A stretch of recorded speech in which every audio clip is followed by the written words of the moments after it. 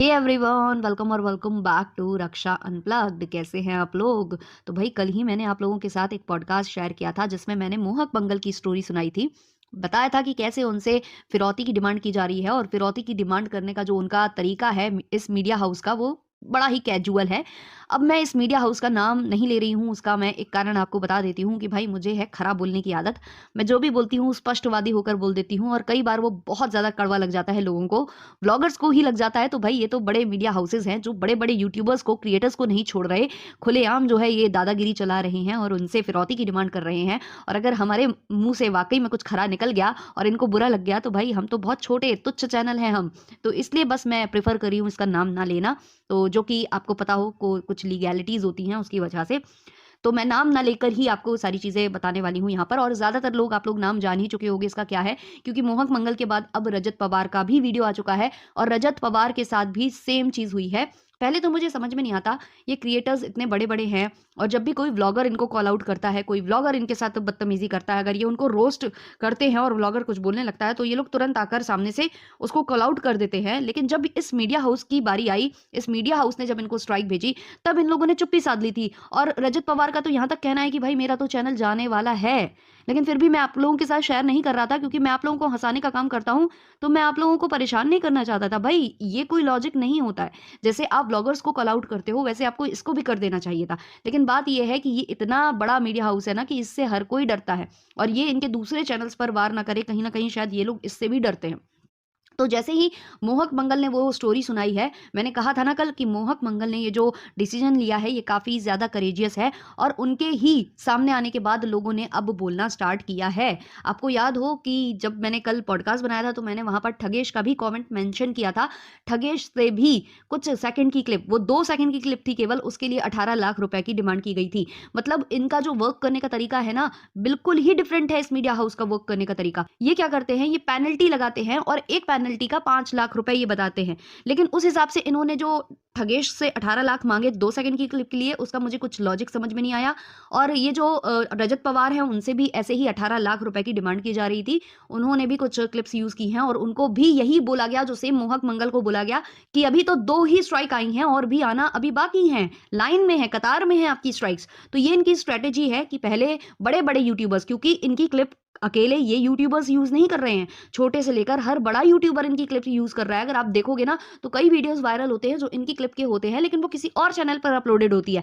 उनसे कभी इन्होंने इस तरीके की माँगें नहीं की हैं। क्यों? क्योंकि इनको मालूम है कि वो इनको नहीं दे पाएँगे। इनको मालूम है कि कौन-सा जो यूट्यूबर है वो पुराना है, काफ़ी टाइम से वर्क कर रहा है, किसके पास कितना कोष किसने भर रखा है, किसके पास पैसे होंगे, कौन पैसा देने के लिए एबल है।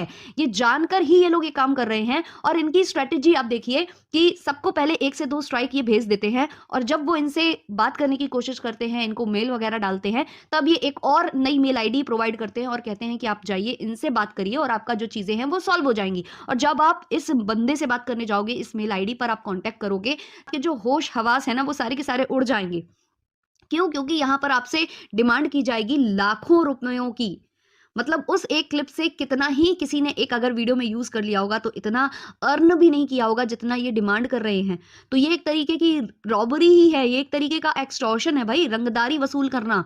मतलब अच्छा है, पहले अपनी क्लिप्स को यूज़ करने दो भरपूर और जब लोगों ने अच्छे खासे तरीके से यूज़ कर ली हो तब उसको 2 या 3 स्ट्राइक भेजो और फिर जब वो आपसे बात करने आए सब कुछ सॉर्ट आउट करने के लिए तो उससे पैसों की डिमांड करो। अब कोई भी बड़ा यूट्यूबर जिसका पुराना चैनल है, जिस पर हज़ारों में वीडियो अपलोड हो चुके हैं, तो वो तो आपसे बोलेगा ही ना कि भई मेरा चैनल बचाने के लिए मैं कुछ भी करूँगा और वो पैसे दे भी देगा।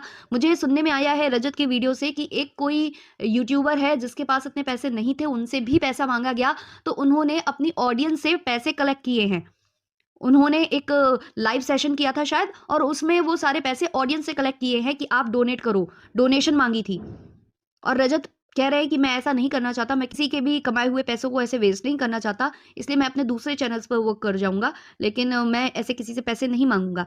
लेकिन बात यहाँ पैसे माँगने ना माँगने की नहीं है, बात तो ये है कि ये जो मीडिया हाउस कर रहा है, क्या वो सही है? क्या वो एथिकल है? क्योंकि अगर आप डॉक्यूमेंट्री वीडियो बना रहे हो या कोई भी ऐसा वीडियो बना रहे हो जिसमें वॉइस ओवर आपका है या आप उसमें प्रेज़ेंट हो और फिर अगर आप छोटी-सी क्लिप का इस्तेमाल करते हो, तो वो कोई बड़ी डील नहीं है, ये गाइडलाइंस के अंतर्गत आता है। लेकिन फिर भी इसमें थोड़ा-सा लूप होल है जिसकी वजह से स्ट्राइक आ जाती है। तो भाई इसमें यही है कि या तो आप लीगल बैटल लड़ो, लीगल बैटल लड़ने में भी सालों साल चले जाते हैं, पैसे चले जाते हैं, तो ऑब्वियसली लोग इनको पैसा देना ज़्यादा प्रेफर करेंगे। ये सब इनकी स्ट्रैटेजी है, ये इनका पूरा प्लान किया हुआ एक गेम है जो ये खेल रहे हैं। मैं बता दूं कि इससे ज़्यादा ना टी सीरीज़ को गालियां पड़ती थी पहले, क्योंकि टी सीरीज़ का ऐसा ही बिहेवियर था, लेकिन इतना गंदा बिहेवियर उनका भी नहीं था, फिर भी उनको बहुत ज़्यादा बैकलैश मिलता था। टी सीरीज़ का आप कुछ सेकंड का क्लिप यूज़ कर लो, चाहे आप सॉन्ग यूज़ कर लो या कोई भी ऐसे गाने की टोन हो ना, उसको भी ये लोग कॉपीराइट तुरंत भेज देते थे। अभी आपको याद हो कि कुणाल कामरा ने एक सॉन्ग बनाया था जो कि इनके ही गाने भोली सी सूरत आंखों में मस्ती का था, जिसको उन्होंने अपने तरीके से उसकी लाइन्स लिखी थी। हाँ, टोन वही थी, लेकिन लाइन्स सारी कुणाल कामरा की थी और गाने वाले भी कुणाल कामरा थे। थाने की रिक्शा, चेहरे पे दाढ़ी, आपको याद होगा। तो उसके लिए भी उनको कॉपीराइट भेज दिया था टी सीरीज ने। तब कुणाल कामरा ने ट्वीट किया था, तब जाकर वो स्ट्राइक हटाई गई थी। तो इनको इतना बैकलैश मिलता था, लेकिन अब इनके भी बाप आ चुके हैं सोशल मीडिया पर भाई, इनके भी बाप। पहले भाई क्लिप यूज़ करने दो, सबको करने दो, और उसके बाद फिर स्ट्राइक्स भेजकर और इनसे फिरौती की डिमांड करो। बड़ा मतलब गेम प्लान काफ़ी अच्छा है, काफ़ी ज़्यादा दिमाग के साथ ये चल रहे हैं। लेकिन मोहक मंगल के आगे इनका जो प्लान है वो फेल हो गया, क्योंकि हर कोई अपना ईमान नहीं बेचता है, हर कोई इस तरीके के काम नहीं करेगा, हर कोई आपके मुँह में जो है पैसे नहीं भरेगा। तो उन्होंने अपना साइड लाकर रख दिया सोशल मीडिया पर। जब उन्होंने रखा तो अब धीमे-धीमे और भी लोग निकल कर आने लगे और रख रहे हैं अपनी साइड सोशल मीडिया पर आकर। अभी रजत पवार ने बोला है, वहाँ कमेंट सेक्शन में थगेश ने बोला था। अब देखते हैं कि और भी कितने यूट्यूबर्स निकल कर आते हैं, क्योंकि बहुत से यूट्यूबर्स का नाम आ रहा है। रजत की वीडियो के नीचे भी कई नाम वहाँ पर मेंशन किए जा रहे हैं कि जिनको ये रंगदारी के लिए कॉल गया है। मतलब ये बढ़िया है कि स्ट्राइक भेज दो, फिर तो कुछ भी नहीं करना है, फिर तो सामने वाला खुद ब खुद चल कर आएगा और फिर जब हम पैसे की डिमांड करेंगे तो वो हमें पैसे देगा। मतलब वो लिटरली बंदा, अगर ऑडियो रिकॉर्डिंग आप सुनोगे जो कि मोहक मंगल के चैनल पर अवेलेबल है, वहाँ वो बंदा क्लियरली बोल रहा है कि आप देख लो आपको क्या करना है, वरना आपका चैनल तो गया। मतलब ये तो सीधी-सीधी धमकी हो गई ना कि आपका चैनल तो गया। अरे 2 सेकंड की क्लिप, 3 सेकंड की क्लिप या 9 सेकंड तक की क्लिप का जो इस्तेमाल हुआ है, क्या उससे इंसान 50 लाख रुपए तक अर्न कर लेता है एक वीडियो से, जो आप उनसे डिमांड कर रहे हो? और क्या नाम दे रहे हो उसको? सब्सक्रिप्शन का नाम दे रहे हैं कि हम 2 साल तक, 3 साल तक आप सब्सक्रिप्शन ले लो, फिर हम आपको कोई भी स्ट्राइक नहीं भेजेंगे, तब तक शांति रहेगी। और जैसे ही वो टाइम पीरियड चला जाएगा, फिर दोबारा से आप स्ट्राइक मार दोगे और फिर बोलोगे कि भाई इतने-इतने पैसे दो, वरना गया तुम्हारा चैनल। और मैं इतना बता दूँ कि यहाँ पर कुछ भी नहीं कर सकते हैं ये लोग। अगर ये लोग अपने वीडियो डिलीट भी कर देते हैं जिसमें इन्होंने ये क्लिप यूज़ की है, या उसको ट्रिम भी कर देते हैं ना, फिर भी स्ट्राइक चली जाएगी, क्योंकि यूआरएल जब कॉपी होता है, तो वो स्ट्राइक जाती ही जाती है, चाहे आप प्राइवेट कर दो, चाहे आप डिलीट कर दो, क्योंकि वो रहता है, सर्वर पर ये चीज़ें रहती हैं ऑलरेडी। तो आप इधर पर कुछ भी नहीं कर सकते हो और यहाँ यहाँ पर आप स्मार्ट नहीं बन सकते हो।